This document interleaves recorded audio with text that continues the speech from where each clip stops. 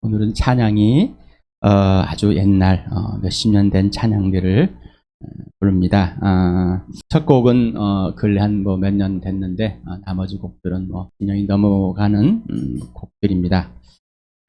뒤에 부를 곡들도 굉장히 좀 오래된 곡들을 부를 겁니다. 우리는 옛날에 불렀던 것을 추억팔이나 이런 것이 아니라 또 옛날에 불렀던 것은 시대가 흘러가 버려서 새로운 것을 항상 접하고 싶어 합니다. 그런데 우리는 또 보면은 내가 옛날에 있던 것을 또 굉장히 버리지 못하고 그냥 구습을, 옛날의 습관들을 그대로 가지고 있습니다. 왜 그런지 모르겠습니다. 근데 왜 그런지는 분명하게 드러났습니다. 우리가 자기중심적인 자기 생각에 자기가 주인 돼서 왕 되어서 그렇게 살아왔기 때문입니다. 다시 말하면 하나님을 떠나서 하나님의 통치 아래 있는 것이 아니라 자기의 통치 아래에 있기 때문입니다. 그리고 불순종의 자식들은 작용하는 영, 곧 마귀에 사로잡혀 있기 때문입니다. 바로 세상의 풍속을 따라서 그렇게 살고 있습니다. 갈피를 못 잡습니다. 갈피를 못 잡는 인생의 문제가 이 시간에 해결되어 갈피를 잡는 사람이 되길 바랍니다. 오늘도 베드로전서를 1장을 합니다. 17절에서부터 21절 하는데 지난번에 했던 1절에서 16절까지를 같이 읽겠습니다. 시작. 예수 그리스도의 사도인 베드로가 본도와 갈라디아와 갑바도기아와 아시아와 비두니아에 흩어져 사는 나그네들인 택하심을 입은 이들에게 이 편지를 씁니다. 하나님 아버지께서 여러분을 미리 아시고 성령으로 거룩하게 해주셔서 여러분은 순종하게 되고 예수 그리스도의 핏부림을 받게 되었습니다. 여러분에게 은혜와 평화가 더욱 가득 차기를 빕니다. 우리 주 예수 그리스도 하나님 아버지께 찬양을 드립시다. 하나님께서는 그 크신 자비로 우리를 새로 태어나게 하셨습니다. 그리하여 그는 죽은 사람들 가운데서 예수 그리스도가 부활하심으로 말미암아 우리로 하여금 산 소망을 갖게 해주셨으며 썩지 않고 더러워지지 않고 낡아 없어지지 않는 유산을 물려받게 하셨습니다. 이 유산은 여러분을 위하여 하늘에 간직되어 있습니다. 하나님께서는 여러분의 믿음을 보시고 그의 능력으로 여러분을 보호해 주시며 마지막 때 나타나길 되어 있는 구원을 얻게 해주십니다. 그러므로 여러분이 지금 잠시 동안 여러 가지 시련 속에서 어쩔 수 없이 슬픔을 당하게 되었다 하더라도 기뻐하십시오. 하나님께서는 여러분의 믿음을 단련하셔서 불로 단련하지만 결국 없어지고 마는 금보다 더 귀한 것이 되게 하시며 예수 그리스도께서 나타나실 때 여러분에게 칭찬과 영광과 존귀를 얻게 해주십니다. 여러분은 그리스도를 본 일이 없으면서도 사랑하며 지금 그를 보지 못하면서도 믿으며 말로 다 표현할 수 없는 즐거움과 영광을 누리면서 기뻐하고 있습니다. 여러분은 믿음의 목표 곧 여러분의 영혼의 구원을 받고 있는 것입니다. 예언자들은 이 구원을 자세히 살피고 연구하였습니다. 그들은 여러분이 받을 은혜를 예언하였습니다. 누구에게 또 어느 때에 이런 일이 일어날 것인지를 그들이 연구할 때 그들 안에서 계신 그리스도의 영이 그리스도에게 닥칠 고난과 그 뒤에 올 영광을 미리 증언하여 드러내 주었습니다. 예언자들은 자기들이 섬긴 일들이 자기들을 위한 것이 아니라 여러분을 위한 것임을 계시로 알게 되었습니다. 그 일들은 하늘로부터 보내주신 성령을 힘입어서 여러분에게 복음을 전할 사람들이 이제 여러분에게 선포한 것입니다. 그 일들은 천사들도 보고 싶어한 것입니다. 그러므로 여러분은 마음을 단단히 먹고 정신을 차려서 예수 그리스도께서 나타나실 때 여러분이 받을 은혜를 끝까지 바라보고 있으십시오. 순종하는 자녀로서 여러분은 전에 모르고 쫓았던 욕망을 따라 살지 말고 여러분을 불러주신 그 거룩하신 분을 따라 모든 행실을 거룩하게 하십시오. 성경에 기록하기를 내가 거룩하니 너희도 거룩하여라 하였습니다. 오늘 함께 누릴 이 말씀은 17절에서부터 21절입니다. 같이 읽겠습니다. 시작. 그리고 사람을 겉으로 판단하지 않으시고 각 사람의 행위대로 심판하신 분을 여러분이 아버지라고 부르고 있으니 여러분은 나그네 삶을 사는 동안 두려운 마음으로 살아가십시오. 여러분은 조상으로부터 물려받은 여러분의 헛된 생활 방식에서 해방되었습니다. 여러분도 아시지만 그것은 은이나 금과 같은 썩어 없을 것으로 된 것이 아니라 흠이 없고 티가 없는 어린 양의 피와 같은 그리스도의 귀한 피로 되었습니다. 하나님께서는 이 그리스도를 세상이 창조되기 전에 미리 아셨고 이 마지막 때 여러분을 위하여 나타나셨습니다. 여러분은 그리스도로 말미암아 하나님을 믿고 있습니다. 하나님은 그리스도를 죽은 사람들 가운데 살리시고 그의 영광을 주었습니다. 그래서 여러분의 믿음과 소망은 하나님을 향해 있습니다. 사람을 겉으로 판단하신 하나님, 그리고 각 사람의 행위대로 심판하신 분이다. 이런 하나님을 아버지라고 부르고 있다. 그러니 이 땅에 잠깐 사는 나그네 삶을 사는 동안 살 때 두려운 마음으로 살아가십시오. 내용들을 봅니다. 겉모양으로 판단하지 않으시고, 헬라어로 아프로소폴레푸토스라는 이 단어입니다. 굉장히 길죠. 이 베드로 전서에 한 번 사용하는데, 요거는 아라는 부정어가 포함되어 있습니다. 그래서 얼굴이라는 단어와 그다음 받음이라는 단어가 이렇게 합성이 되었습니다. 그래서 얼굴을 받아들이지 않는다. 다시 말하면 겉모양 표면적으로 받아들이지 않는 그 모습입니다. 그래서 외모로 받아들이지 않는, 외모로 보지 않는, 그리고 이거를 이제 뒤에 있는 의미적인 의미를 보니까 공평하게, 공정하게라고 이렇게 또 뜻을 가질 수 있습니다. 하나님께는 심판하신 분이다. 라면서 크리노라는 이 단어는 결심, 판정, 판결 이렇게 또 나누다. 라면서 이 단어는 114회 신약에서 굉장히 좀 많이 사용된 단어입니다. 여기는 분사 현재 능동틀에서 해서 하나님은 우리를 심판해 오고 있습니다. 심판해 오고 있습니다. 심판해 오고 있는 겁니다. 그래서 이 심판의 시작은 예수 그리스도가 나타나실 때입니다. 뒤에 나옵니다만은 예수님이 육신으로 이 땅에 오셨을 때부터 심판이 시작됐습니다. 그래서 죽으시고 부활하심으로 하나님의 심판을 직접 눈앞에서 보여준 것입니다. 그래서 모든 사람이라고 나와 있습니다. 그래서 모든 사람, 그래서 모두라는 단어와 그래서 모두, 그 다음에 행위라는 단어가 합쳐진 건데, 그래서 모든 사람을 해서 각자 많이 했었죠. 몇 번 했었죠.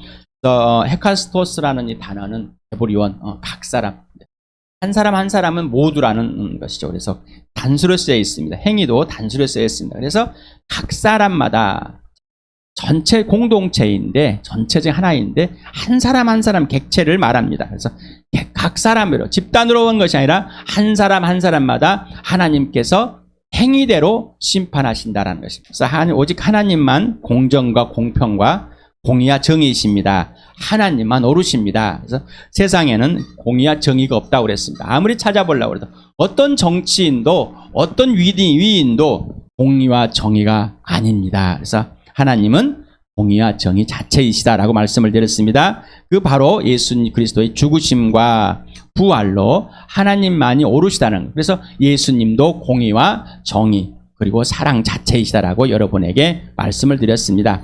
제가 그런 것이 아니라 성경에 그렇게 성령께서 기록해 놓으셨고, 또 사도들을 통해서, 또 예언자를 통해서 미리 말씀하시고, 사도를 통해서, 그리고 그 모든 것을 예수를 통해서 다 증명하셨다는 것입니다. 신명기 30장 4절에 보면은 하나님은 반석하시는 일마다, 하나님 반석이고 하시는 일마다 완전하고 그의 모든 길은 올곧다. 그는 거짓이 없고 진실하신 하나님이시다. 의로우시고 곱기만 하시다. 하나님 자체는 안전하신 분입니다. 하나님 자체는 공의이시고 정의이십니다. 항상 옳으십니다. 이거를 사람들은 반대하고 하나님을 옳으신다면은, 정의라면은, 이 땅에 정의가 실현된다면은 나쁜 사람들이 있을까? 이스라엘과 이슬람이 전쟁을 할까? 러시아가 북한과 남한이 이렇게 대립을 하고 있을까? 하나님은 공의와 정의를 실현하셨습니다. 지금 실현하고 계십니다. 그러나 이 모든 것이 한꺼번에 이제 심판을 받을 때였는데, 바로 하나님의 아들이 오실 때 진짜로 이루어진다는 것, 진짜로 이루어진다는 것입니다. 여러분의 공포를 주려고 이렇게 하나님께 말씀을 드린 것이 아니라 이미 여러분은, 잊지 않은 여러분은 죽어 있습니다. 죽어 있습니다. 영적으로 죽어 있습니다. 그래서 그 육신이 죽음으로써 우리가 죽음에 있다는 것을 분명히 알려줬고, 그러나 이 육신의 죽음, 몸의 죽음이 전부가 아니라 영원한 죽음이 이미 시작이 되어버렸다는 것이고, 이 영원한 죽음에서 하나님을 떠나버렸기 때문에 영원한 죽음이 있는 우리를 살리시려고 하나님의 아들을 이 땅에 2000년 전에 사람들의 눈앞에 직접 보이시고, 직접 사람들 눈앞에서 죽여주시고, 또 죽게 하시고, 또 사람 눈앞에서 무덤에서 다윗 살려내서 역사 속에 실제 존재해서 사람들이 눈에 확인하고 만져보고 먹고 같이 함께 놀고 함께 누렸던 그 사실, 그거를 모든 사람에게 보여줬습니다. 이사야서 5장 16절에는 이렇게 써 그러나 만군의 여호와께서는 공평하셔서 높임을 받으시고 거룩하신 하나님은 공의로 오셔서 거룩하신 분으로 기림을 받을 것이다. 개역개정에 이렇게 번역을 해놨습니다. 오직 만군의 여호와는 정의로우심으로 높임을 받으시며 거룩하신 하나님은 공의로우심으로 거룩하다 일컬음을 받으시렵니다. 자, 정의이기 때문에 거룩합니다. 공의와 정의는 공의와 정의, 거룩, 공의와 정의, 사랑 항상 같이 있습니다. 공의와 사랑이 따로 있거나 공의와 거룩과 사랑이 분리되어 있다면 이거는 하나님이 아니십니다. 그리고 하나님 외에는 그럴 수가 없습니다. 예수는 우리의 범죄 때문에 죽임을 당하셨고 우리를 의롭게 하시려고 살아나셨습니다. 예수님이 죽으신 이유는 내 범죄, 내가 죄를 지었기 때문에 하나님을 마음에 두기 싫어서 떠나버렸기 때문에, 그래서 그 모든 사실을 예수를 믿지 않으므로 우리가 죄인임을 분명하게 밝혀냈습니다. 그리고 하나님은 예수를 죽은 사람들을 살리신 이유는 우리를 하나님 앞에 옳다 하고 인정을 받기 위해서. 우리가 하나님 앞에 옳다 하는 것은 내 행위가 옳은 것이 아니라 예수 그리스도의 피로 덮어졌기 때문에 옳다는 것입니다. 그리고 이제 다시 예수를 통해서 새 피조물로 걸작품이 되었기 때문에 하나님이 지시하는 대로 신실한 그리고 선한 일을 하게 되기 때문에 우리는 하나님 앞에 항상 공의로운 자 앞에 서 있어서 하나님이 지시하는 대로 하기 때문에 옳은 자가 되는 겁니다. 옳은 행위를 하게 되는 겁니다. 그래서 하나님 앞에 심판을 섰을 때, 예수가 섰을 때 당당해지는 겁니다. 하나님은 모든 행위를 심판하신다. 선한 것이든 악한 것이든 모든 은밀한 일을 다 심판하신다라고 전도서 12장 14절에 이렇게 기록해 되어 있습니다.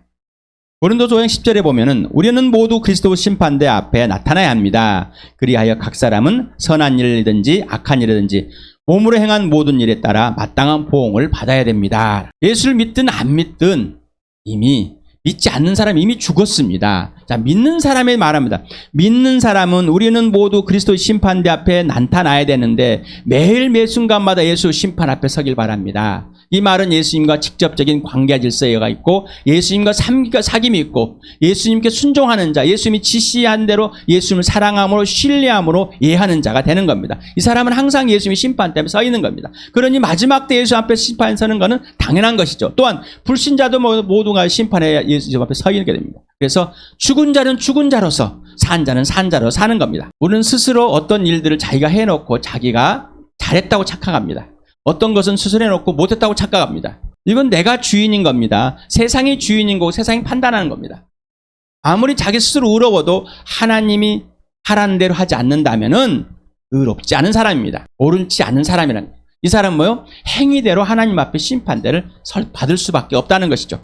그러나 하나님께서는 우리에게 순종하는 자에게는 의의 면류관을, 생명의 면류관을 하나님께서 보상해 준다고 약속하였습니다. 사도행전 7장 31절 같이 읽겠습니다. 시작. 그것은 하나님께서 세계를 정의로 심판하실 날을 정해놓으셨기 때문입니다. 하나님께서는 자기가 정하신 사람을 내세워 심판할 터인데 그를 죽은 사람들 가운데 살리심으로 모든 사람에게 확신을 주셨습니다. 예수 그리스도를 죽은 사람들 살리심으로 모든 사람에게 확증을 줬습니다. 이 예수의 십자가 부활로 모든 사람에게 하나님께서 이 땅의 마지막에 하나님의 공의와 정의로 이 땅을 끝내버릴 것이라는 것을 약속하셨습니다. 그리고 선포하신 겁니다. 이 모든 것을 확증한 겁니다. 예수님을 죽은 사람들 가운데 살리심으로 모든 사람에게 증거가 된 겁니다. 여러분이 믿든지 안 믿든지 사실입니다. 내가 안 믿는다고 해서 부정이 되고 믿는다고 해서 긍정이 되는 것이 아니라 사실입니다. 그리고 실제입니다. 이것을 내가 받아들이는 것.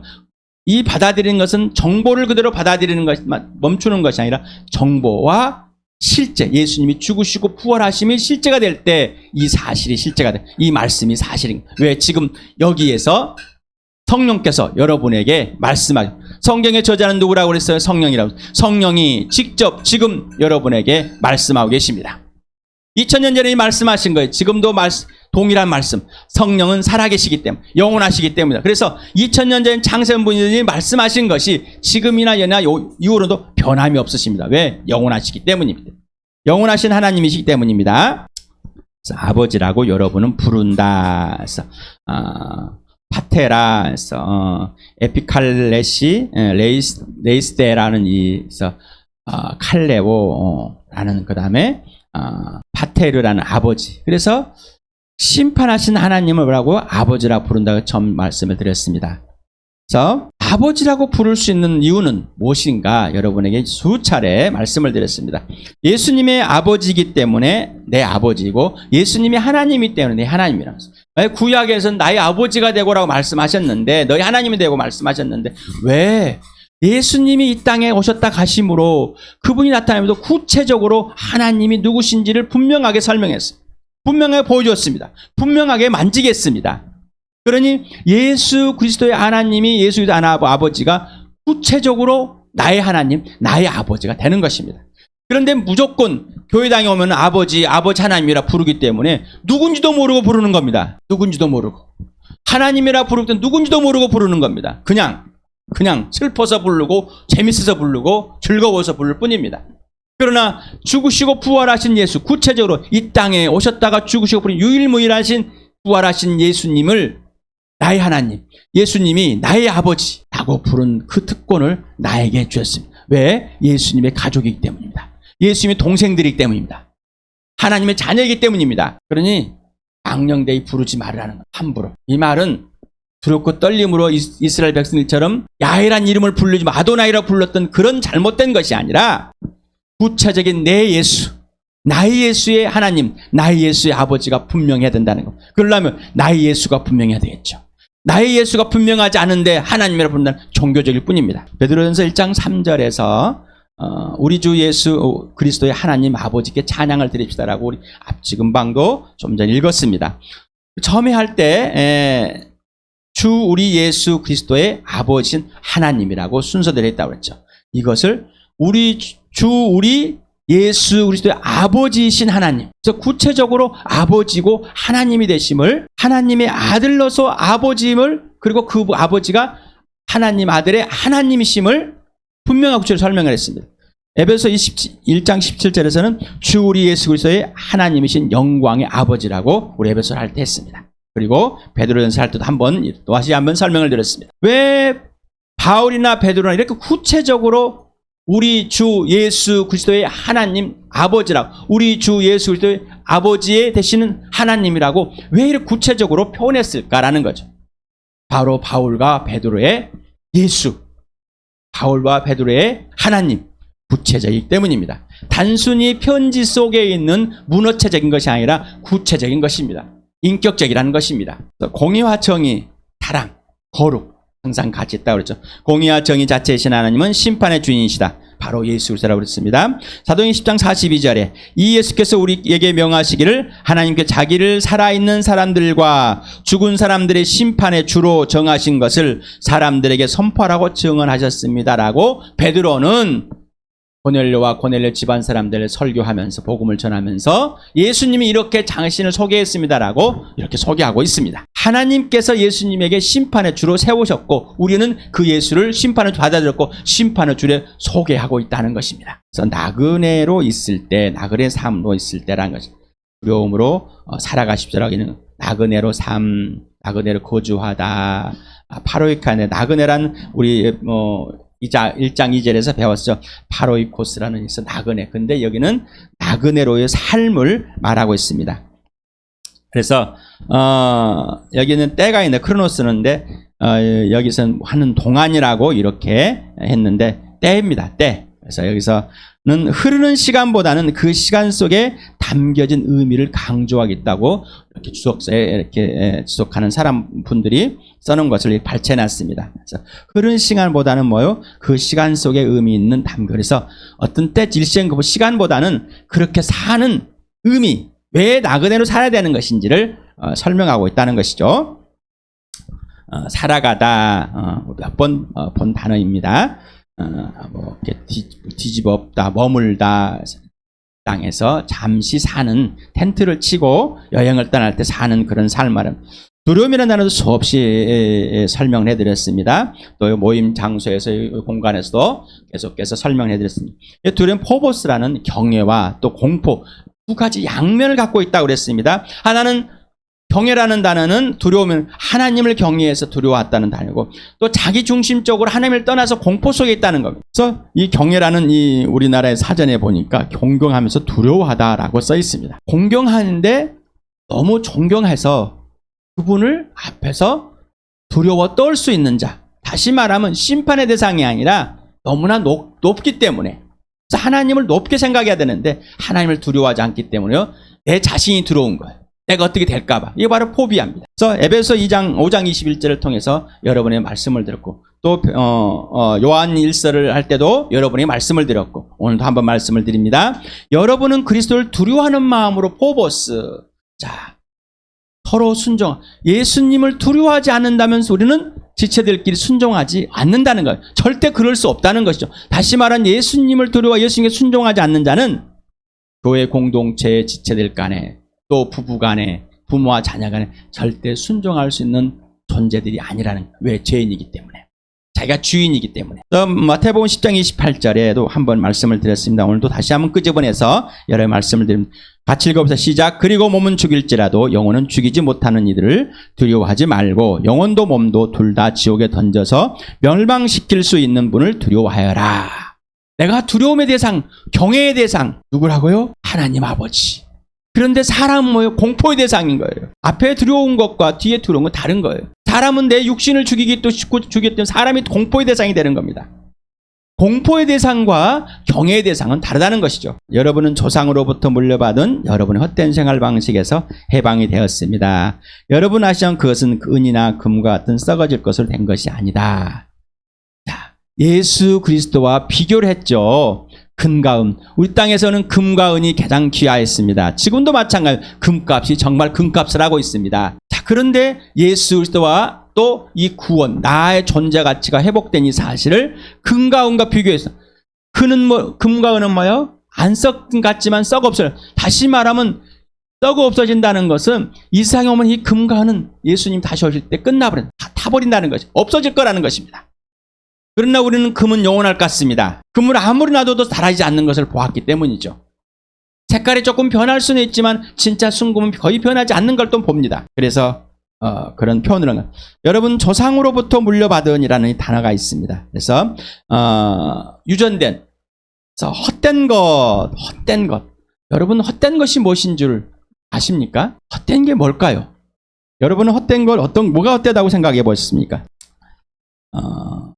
생활 방식이라는 아나스트로페라는 이 헬라어 단어인데, 삶의 방식, 행동 양식, 행실. 예. 여러분은 당신의 불신자인 조상으로부터 물려받은 헛된 생활 방식, 행동 양식, 삶의 방식, 행실은 어떤 것들입니까? 헛된 것들이 어떤 거예요? 이 기준은 예수 그리스도밖에 없습니다. 내가 어떤 것을 받아들였는지 모릅니다. 자기도 모르게 고굴하게 되고, 자기 모르게 울게 되고, 자기도 모르게 뭔가 됩니다. 뭐가 틀렸는지 옳은지도 모릅니다. 왜냐하면 세상의 풍속에 따라 기준이 달랐습니다.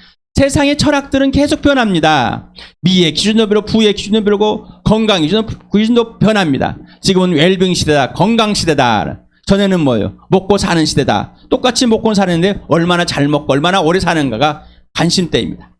그래서 계속해서 줄기세포를 만들어서 100세를 넘기고 싶은, 또 복제를 해서 나 같은 사람을 또 만들어 싶어서, 그래서 나의 존재를 좀 이 땅에서 더 많이 알려주고 싶은, 인정받고 싶은, 인정되고 싶은 그런 삶. 여러분 불신자인 조상들부터 어떠한 생활 양식과 생활 방식과 행동 양식들을 배우고 왔습니까? 여러분은 어떤 가치관을 배워왔습니까?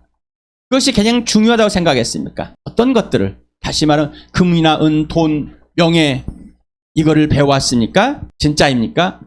편한 걸 배워왔습니까? 진짜입니까? 근데 예수를 믿으면은 고난에 참여, 불편함에 직접 죽기까지 가야 한답니다. 여러분은 어떻습니까? 자, 다시 또 한번 다른 질문을 해볼게요. 여러분 기독교라는 이 문화 속에서 어떤 걸 배워왔습니까? 진짜입니까? 그게? 왜 그랬는지 질문해 보셨습니까? 어떤 기준으로, 어떤 가치관으로 이렇게 왔는지, 왜 이런 말을 내가 해야 하고 이런 행동을 해야 하는지 여러분 어떤 기준으로 판단이 됐습니까? 자, 이 모든 것들이 다 뭐예요? 하나님 앞에서 하나님이 해당하는 대로 하지 않는다면은, 예수님이 기준에 난다면 이 행실들은 하나님 앞에 심판의 대상이 된다는 것이죠. 여러분 생각해 보셨습니까? 고민해 보셨습니까? 여러분 예수님께 물어보셨습니까? 성령님께 물어봤냔 말이죠. 근데 여러분은 이제 하라는 대로 합니다. 11조랑 왜 11조 합니까? 왜 헌금합니까? 왜 주일을 특별하게 만든 주일 성수라고 말합니까? 왜 안식일처럼 지켜야 됩니까? 그럼 나머지 날들은요? 나머지 사람들은 왜 직장하고 교회는 거룩한 것이고 세상은 직장은 속되다고 하십니까? 왜 목사는 거룩한 성직자이고 여러분은 안성직자입니까? 누가 그래놨습니까? 오르십니까? 판단해 보셨습니까? 예수 그를 통해서 이제 세상에서 그러한 거에서 끄집어내서 진짜 하늘에 간직된 영원한 생명, 영원한 곳, 하나님 나라의 사람으로 이미 다시 태어났단 말이에요. 거룩하게 되었단 말입니다. 그러면은 이제는 멈추라는 것이죠. 하나님을 두려워하는 마음으로 이 땅에서 나그네로 진짜 살아가는 거예요. 이 땅의 것을 뭘 챙겨놓을까, 뭘 많이 만들어 놓을까, 이것이 없으면 불안할까, 이건 다 거짓말이라는 겁니다. 가짜라는 겁니다. 흠이 없고 티가 없는 어린 양의 피와 같은 그리스도의 귀한 피로 되었습니다. 아까 존귀한 우리 주의 보혈이란다 했습니다. 이 단어를 사용하는 것은 바로 여기밖에 없습니다. 그래서 이렇게 오직 귀한 피 같은 어린 양, 흠 없고 티가 없는 그리스도, 이렇게 헬라의 순서가 이렇게 되어 있습니다. 이거를 직역을 해보면 흠 없고 그리고 티가 없는 그리스도의 어린 양 같은 귀한 피, 이게 직역을 하는 것. 이게 더 옳게 생각이 됩니다. 좋습니까, 여러분은? 한번 성경에 있는 개역개정이라든가 세번역이라든가 뭐 우리말 다른 번역들 보시면서 왜 직역을 이대로 하지 않았고 꼭 의역을 하셨을까? 그건 좀 저는 의문을 던져봤습니다. 그래서 아까 보혈, 한자로서는 뭐요? 보배 법자에다 피혈자, 여기만 이게 보혈로. 그래서 그런데 이 한 구절에서 보혈 이렇게만 나와 있는데 가장 귀한 피라고만 써 있는데 왜 찬송가마다 찬양을 하는 때마다 보혈이라고 불렀을까? 구절 하나만 나와 있으면 별로 가치가 없다고 생각하는데 가장 귀한 정말 예수 그리스도의 피, 예수님이 가장 귀한 존재이기 때문에, 하나님의 아들이기 때문에 그 피는 가장 귀하다, 가장 보배롭다는 것이죠. 그래서 모든 사람들이, 아마 찬양하는 사람들이 또 시를 쓰는 설교하는 분들이 다 보배라고, 보배로운 피라고 하는, 그냥 보배 하니까 보혈 하니까 하는 게 아니라 왜 가장 가치가 어떤 것과 비교할 수 없는, 금과 은과 비교할 수 없는 가장 가치 있는 예수 그리스도의 죽으심과 부활이라는 것입니다. 하나님께서는 이 그리스도를 창세전에 그리고 보여주셨습니다. 그러니까 여기에 뭐냐면은 이미 알고 지금까지 알고 있는 상태를 말하는 것으로 예수 그리스도의 구원의 주로 미리 정하셨고, 그리고 창세전에 이미 존재하심, 그래서 이걸 신학적으로 선재했다, 뭐 이렇게 표현하고 있습니다. 나타나다라는 것입니다. 이미 구체적이고 명백하게 눈에 보이시고 성육신에서 죽으시고 부활하시는 이 모습을 보여준 겁니다. 누구의? 사람들에게. 그래서 심판의 주로, 구원의 주로 이미 정해놓고 때가 참에 나왔다는 것입니다. 그래서 이제 마지막 때라는 이 단어가 나옵니다. 마지막 때. 예수님이 이 땅에 오실 그때가 마지막이 아니라 이미 예수님이 성육신할 때 마지막 때가 시작됐다는 것이죠. 그래서 히브리서 1장 2절에 똑같은 단어로 나와 있습니다. 그 다음에 세상의 끝날까지 히브리서 9장 20절에, 그리고 갈라디아서 우리 4장 4절에 때가 참에라는 이 단어가 나와 있어요. 때가 참에. 예수님이 이 땅에 오셨다는 사실. 때가 찼어. 그 기한이 다가왔기 때문에 하나님께서, 하나님의 계획 속에서 예수님이 이 땅에 오셨다가 가셨다는 것입니다. 자, 마지막 때입니다. 우리의 삶은 오늘 하루하루가 종말의 삶이고 마지막의 삶입니다. 그 마지막 때 죽은 자 가운데서 예수님 살려내시고 마지막 때에 우리를 구원하신 겁니다. 죽음의 생명으로. 여러분의 구원이 진짜입니까? 하늘에 간직되어 있습니까? 여러분은 인생의 문제 해결되었습니까? 죽음의 생명으로 영원히 하나님과 화해되었습니까? 그리고 하나님과 관계에서 하나님이 지시하는 대로 살고 계십니까? 이게 마지막 때의 삶입니다. 그래서 여러분은 그리스도로 말미암아 하나님을 믿고 있습니다. 하나님을 믿을 수 있는 건 뭐라고요? 예수 그리스도를 말미암아.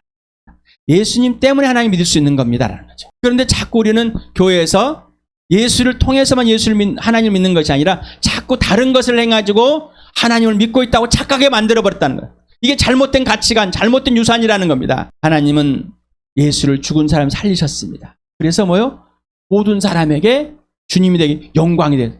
이 말은 뭐냐? 사람들이 예수님 왔을 때 때려 죽여버렸습니다. 그리고 지금도 예수를 믿지 않으면 인정하자. 그러나 예수님을 죽은 사람 살리심으로 예수님께 영광을 주셨다는 것은 예수님이 하나님의 자녀임을, 아들임을 확증해 줬다는 것입니다. 그리고 우리는 이 예수를 믿음으로 또 산 소망을 누구에게 갖고 있다고요? 하나님께. 그래서 우리의 믿음이, 우리의 소망이 하나님께 이미 간직되어 있다. 하나님 안에 들어있다는 것입니다. 그 믿음을 내가 소유했냐 안 소유했냐 막 내가 안 되면 잘못하면 나는 믿음이 없어. 나는 좀 하면 믿음이 있는 것 같아. 이런 게 아니라 우리의 구원은 하나님께 있고 하나님의 수준으로 우리의 믿음은 하나님께 있고 하나님 수준으로 우리의 소망도 하나님께 있고 하나님 수준으로 되어 있다는 것입니다. 누가 책임을 지고 있다고요? 하나님이. 구체적으로 삼위 하나님 중에 성령님이 책임지고 있다는 사실을 계속해서 말씀을 드리고 있습니다.